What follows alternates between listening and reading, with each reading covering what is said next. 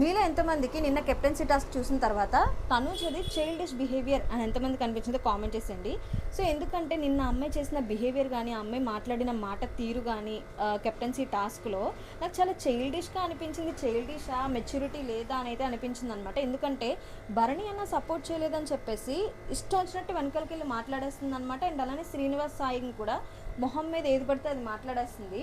ఇక్కడ దివ్యాని actually దివ్యాకి support చేయాలి భరణి అన్న, కానీ దివ్యాకి సపోర్ట్ చేయకుండా అటు తనుజాకి సపోర్ట్ చేయకుండా తనుజాకే సపోర్టివ్గా నిలబడ్డాడు అక్కడ.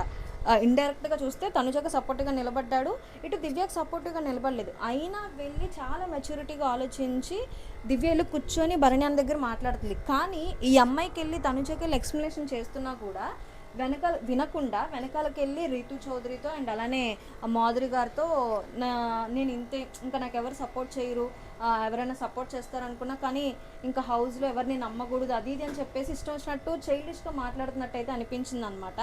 నిన్న తనకి కెప్టెన్ రాకపోవడమే మంచిది అని అయితే అనిపించింది నిజంగా, లిటరలీ నిన్న కెప్టెన్సీ టాస్క్ చూస్తున్నప్పుడు. అండ్ అలానే ఈరోజు వీకెండ్లో డెఫినెట్గా నాగ్ సార్ తనకి కొన్ని వీడియోలు చూపించి తన మాట తీరు మార్చుకోవాలి, తన చేత తీరు మార్చుకోవాలి అని చెప్పాలని మీరు ఎంతమంది ఎక్స్పెక్ట్ చేస్తున్నారో కామెంట్ చేసేయండి.